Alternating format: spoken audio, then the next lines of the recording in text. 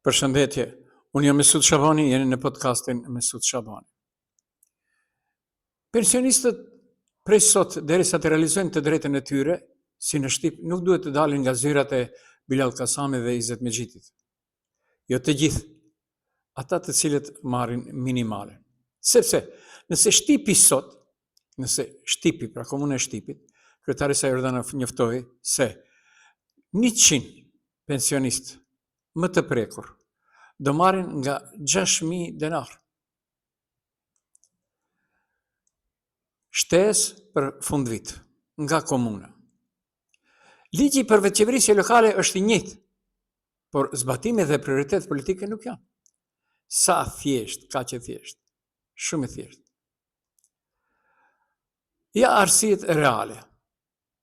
Buxheti komunal nuk shpërndahet nga qeveria, por nga komuna vetë. Pra, edhe njerë ta theksojmë, ndihma në Shtip nuk është nga ndonjë fond qeveritar. Është vendimi i komunës së Shtipit nga buxheti i prioritetit së saj. Çdo komunë ka të drejtë ligjore të bëjë programe sociale. Kryetari i komunës së Shtipit Jordanov tha, prioriteti politik i kryetarit dhe këshillit komunal ishte ky vendim. Në Shtip kryetarët dhe këshilli kanë vendosur që pensionistët jenë të parët. Ndërsa në komunën shqiptare në shumicën parat shkojnë për asfalte simbolike, festa, projekte pa efekt social ose mbahen për interesa partijake. Mos shfrytëzimi i kompetencave ligjore, ligji për veçqeverisje lokale u alejon komunave. Shpërndarje të ndihmave sociale, shpërndarje të subvencioneve, mbështetje për pensionistë dhe kategori të rrezikuara. Problemi është se komuna shqiptare nuk i përdorin këto nene, ose nuk lejohen. Ndërsa, presioni qytetar është pothuajse zero. Në Shqip ka reagim publik, media lokale aktive dhe kërkesa konkrete. Në komuna shqiptare, pak pyetje, pak ankesa, shumë heshtje. Arsyetimi klasik dihet, nuk ka para, më kjo nuk qëndron. Njerëz 600.000 denar janë do të shpërndahen deri në vitin e ri për 100 pensionistët më të rrezikuar në komunën e Shtipit. Kur i shndrosh në euro, rreth 10.000 euro. Po kjo shumë harxhohet për një tender të vogël se një event në komunë. Pra është çështje vullneti, jo mundësi.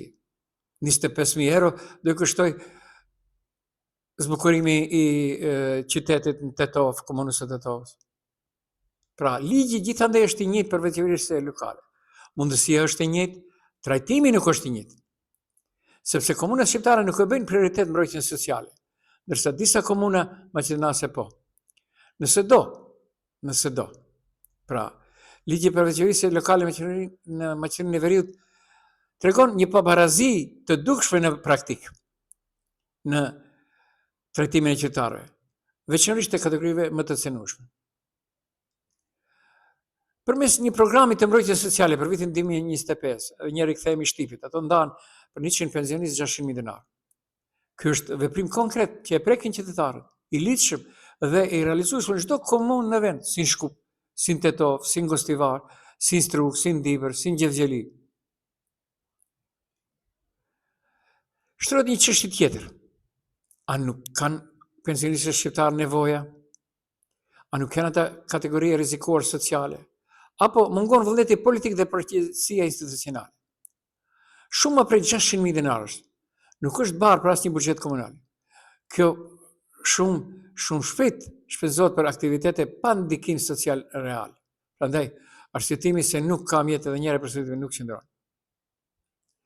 Ky reagim që po bëjmë sot është thirrje publike për kryetarët e komunave shqiptare, këshillat komunale dhe administratat lokale, që të shfrytëzojnë kompetencën ligjore dhe të hartojnë programe konkrete për mbështetje sociale, veçanërisht për pensionistët me të ardhurat të ulta.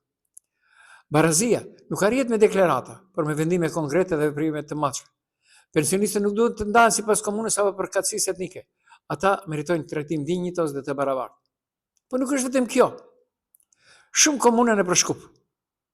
Gjatë kohës së mandatit të parë të Bilal Kasamit, unë e kam shprehur edhe në portalin telegram.com, mos i kallzoni Bilal Kasamit. Karposhi do të mbulojë shpenzimet e provimit të shoferit për të rinj që si vjet mbushin moshën madhore.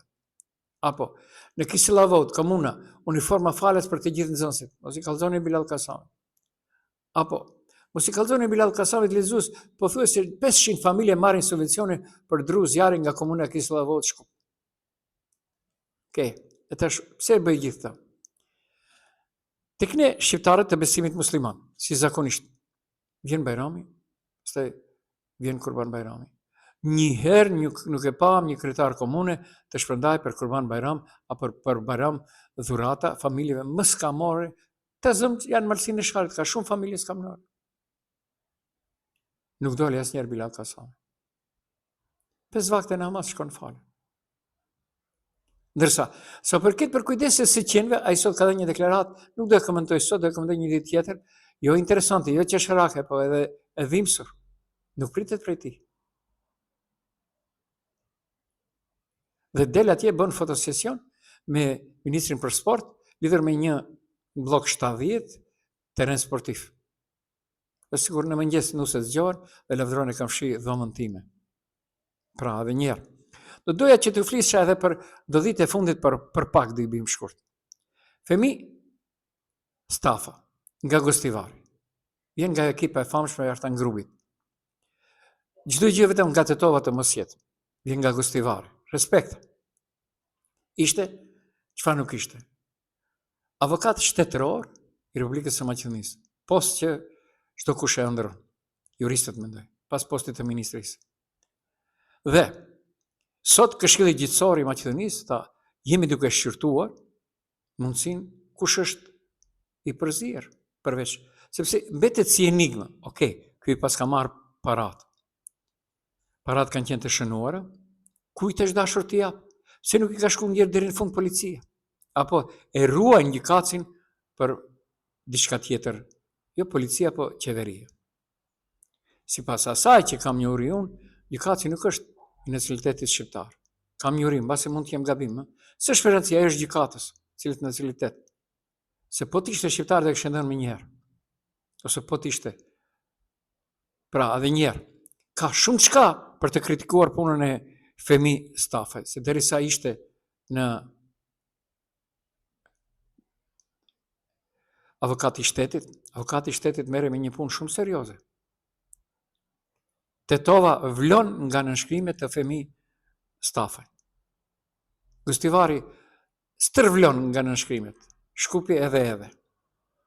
Atëherë, pasi është çështja ashtu, le të shkojë deri në fund. Të shohim a është apo nuk është. Po sërish komuna e Tetovës do ketë telashe të mëdha nga ajo që dëgjoj gjithë sot, lidhur me shumë deklarata të shkruara që ka dhënë ai për pajtim me ligjet e pastaj nëpërmes gjykatës kanë realizuar shumë të drejta. Mirë, po palët tjera janë prekur.